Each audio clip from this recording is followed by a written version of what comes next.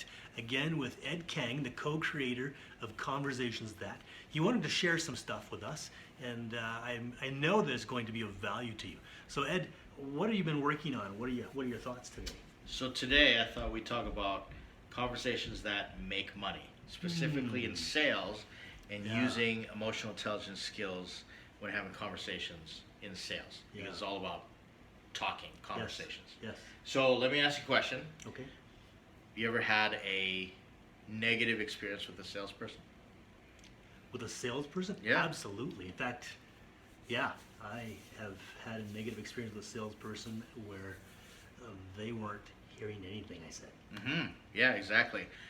We just were working with a company, and they had a salesperson, and that salesperson was very defensive to the point where the owner said, I don't even want this person in the building anymore. Like, there was a visceral reaction to that salesperson, right? Wow. So salespeople tend to have a real stereotype, or have to really battle that stereotype, right? Yeah. So now you do sales. Yes, I do. So has there been times where you've come across in a certain way and you said, oh, I wish I would be better at sales, or would have done things differently? You've been reading my resume, haven't you? Absolutely. In fact, I did a little video, I think just last week, where I could see an emotional intelligence train wreck happening and couldn't stop it. Yeah. Okay. I could see it, but I wasn't attuning. There you go. So there's been some recent studies that have come out, and it said, talking to more than 230 buyers, this is their opinion, only 12% of salespeople are excellent, 23% are good, 38% are average, and 27% are poor. So that means more than half of salespeople are average to poor. Wow.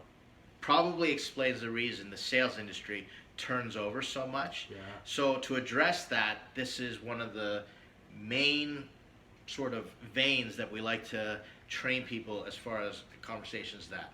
All right. So in this article we put together, and there'll be a link. Yeah.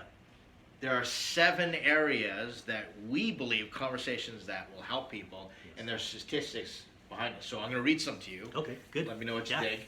So only 18% of the salespeople buyers met over the past year would be classified as trusted advisors whom they respect.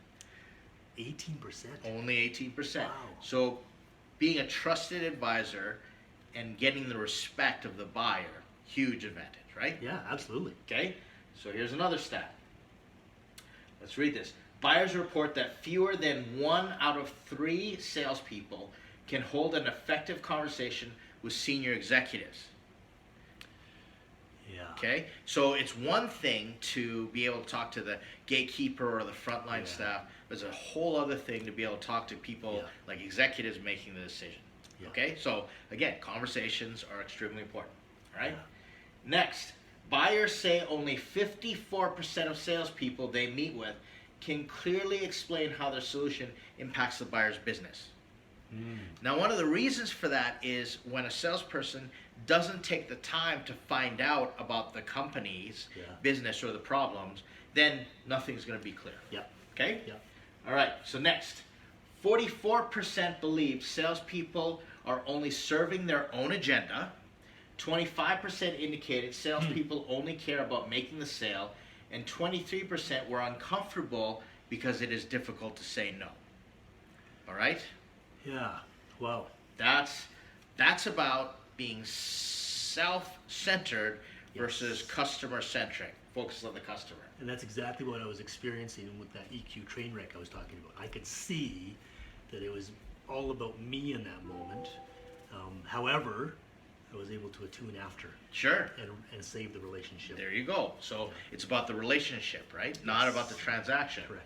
All right. Now let's talk about closing strategies. So have you ever heard a hard close, such as, this is the last time we'll be able to extend this offer, we need an answer now? Yes. Okay, Yes. seen those? And so using conversations, what we train people to do is to collaborate on what the close might be. So questions like, what would it take for you to feel comfortable in making a decision today? That's collaborative, And that allows people to give you what they need to actually close the deal. Yeah. All right? Yeah. So it takes a conversation. Let's see here. Reducing risk. Okay? After everything that a company goes through, especially in a B2B sales model, okay, business to business, a company can spend all this time researching and still say no because the risk is still there. Haven't alleviated enough of the risk. Yeah. Well, what you have to do is you have to be able to have a conversation with someone, with the buyer, to know what they're worried about as far as risk, because that's an emotion. There's emotions behind that. Yes, exactly. So it requires emotional intelligence to do that. Finally, making a personal connection. Now here is something really interesting. There are 5 reasons buyers could not make a personal connection with salespeople. Salesperson was too pushy. There was a difference in communication styles. The salesperson's personality was much different from mine. That's what they say. The salesperson was too eager to befriend me. Yeah. Too eager to befriend me, okay? And then there was a difference in age. These are all gaps, right? On top of that, 81% of buyers indicated they would rather talk with someone who shares their same mannerisms. Interesting, right? That is interesting. So this is where, I'm not going to get into all the solutions, but this is the reason conversations that is so important in developing the emotional intelligence skills, the empathy, as well as the self-awareness when you're trying to have conversations that make money. So we addressed it all in the article. Thought it'd be a really great opportunity just to talk about what that looks like. So any thoughts? Yeah, I mean, definitely. I can see all of those in my own past experience.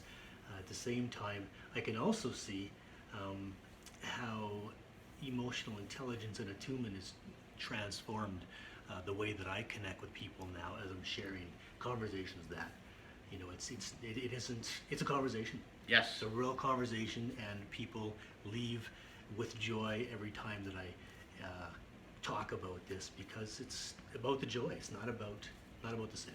Absolutely. That makes sense. We have data, and I experienced this myself, that using conversations that techniques like EQ attunement can literally cut your sales cycle in half. Yeah, that's huge. Right? So you double your earning potential because you're able to use these skills and get to the sale in half the time. Yeah. Big benefit, right? It's huge. Yeah. Totally. So conversations that, learn EQ attunement and all the skills, and thanks for listening. Thanks, Ed. I'm going to make sure that I link that article along with this video. And if you would like to cut your sales cycle in half and just get back to enjoying being in sales, like that's we're in sales because we love it. We love the relationship. We love being able to connect with people. And sometimes that just gets so clouded by quotas and stress, and we forget how to even do that. So this has changed my life. And this is why I'm here, and so please reach out to us. We would love just to connect with you and have a conversation.